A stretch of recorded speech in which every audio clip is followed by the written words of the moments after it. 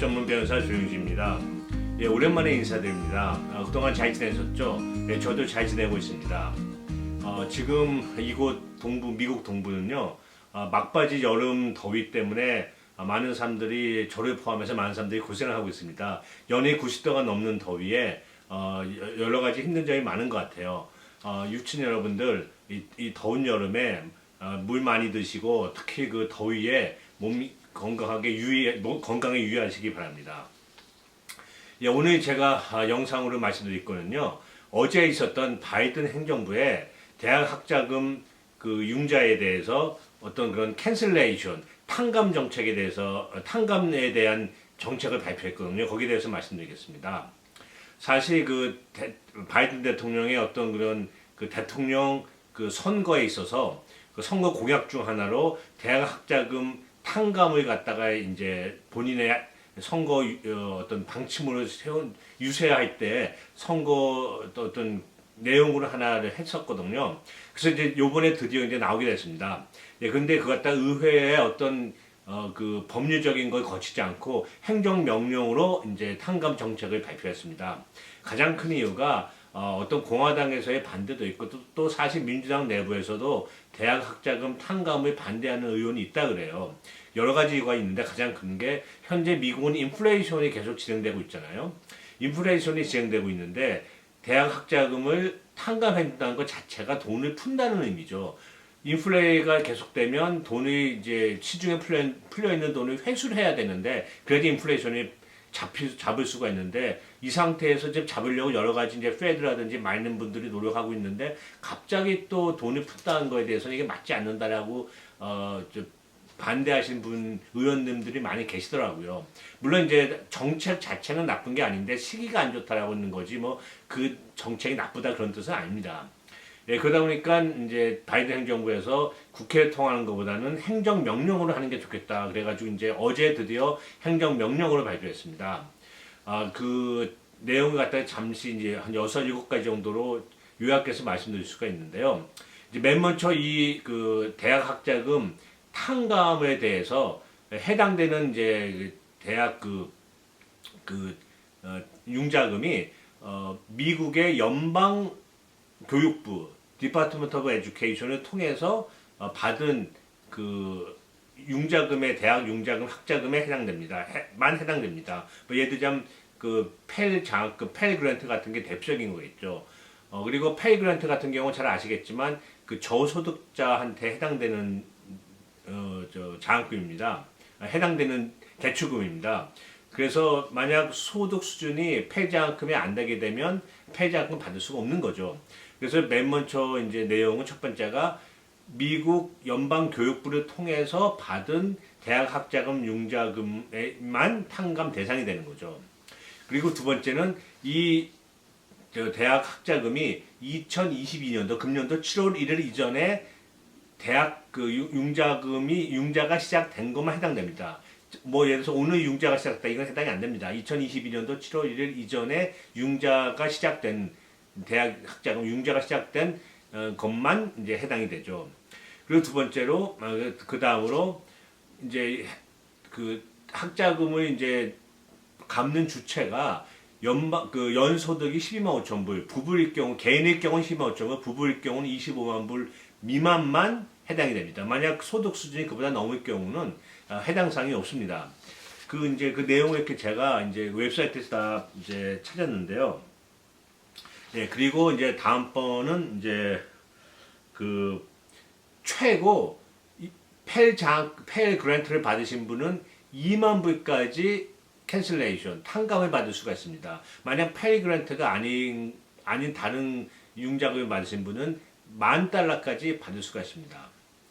예, 이게 그리고 또 탕감뿐만 아니라 미국 바이든 행정부가 중요시하게 생각한 게 탕감도 중요하지만 계속적으로 만약 이제 예를 들어서 펠 그랜트를 더 많이 받으신 분이 있을 수 있잖아요. 뭐 4만 불, 5만 불 받으신 분이 있을 수 있는데 2만 불만 탕감해주면 남는 돈 있잖아요. 나머지 돈, 갚아야 되는 돈.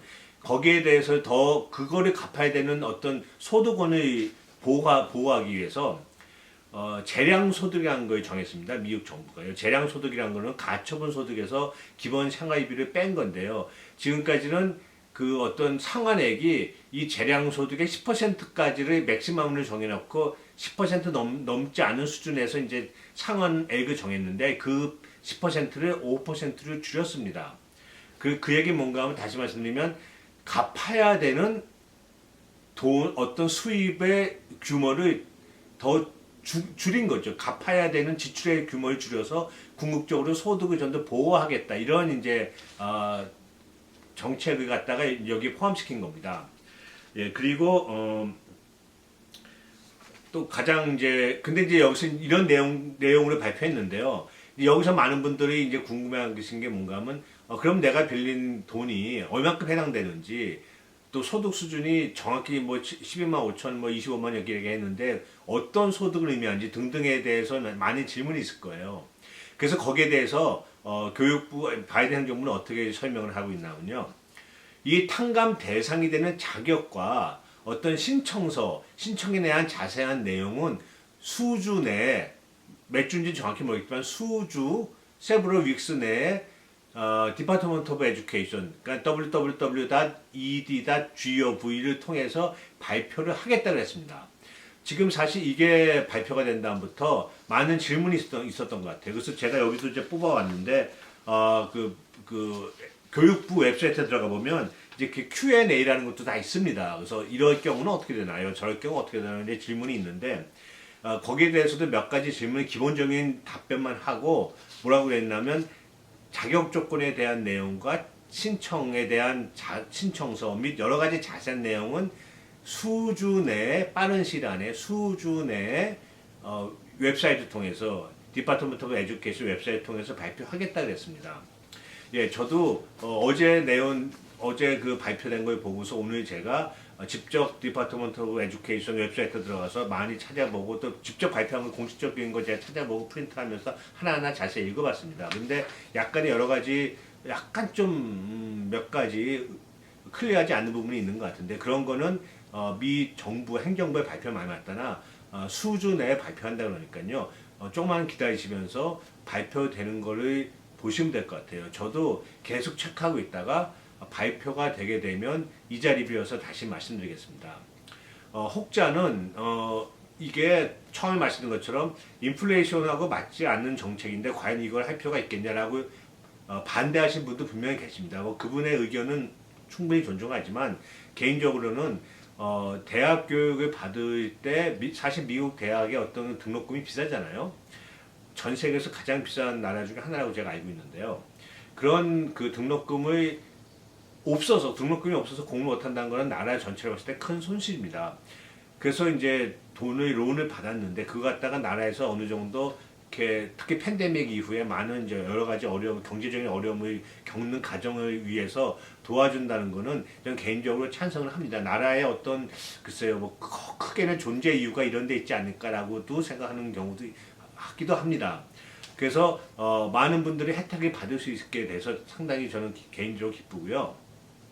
하지만 더 자세한 사항은 미 정부가 발표한 대로 수주 내에 웹사이트에 올린다 그랬으니까 계속 지켜봐야 될 것 같습니다. 저도 계속 체크하면서 그 자세한 내용과 신청 자격이라든지 신청서라든지 어떤 양식 이런 거에 대해서 자세한 내용에 대해서 웹사이트에 올라오면 제가 또 이 자리에 비해서 말씀드리겠습니다. 그리고 뭐 이민에 대한 소식은요. 뭐 몇몇 하원의원들이 새로운 이민개혁법을 추진하겠다 발표도 하고 이랬는데요. 예전에부터 이런 내용은 많이 있었습니다. 그래서 그런 내용으로 또 말씀드리기도 그렇고 그래가지고 제가 그냥 그런 내용을 말씀 안 드렸습니다. 그렇지만 계속 지켜보고 있고요. 또 특별히 좋은 소식이 있거나 많이 확정적인 소식이 있으면 제가 이 자리에 빌어서 말씀드리겠습니다. 시청해 주셔서 감사합니다. 전 다음에 와서 뵙겠습니다. 안녕히 계십시오.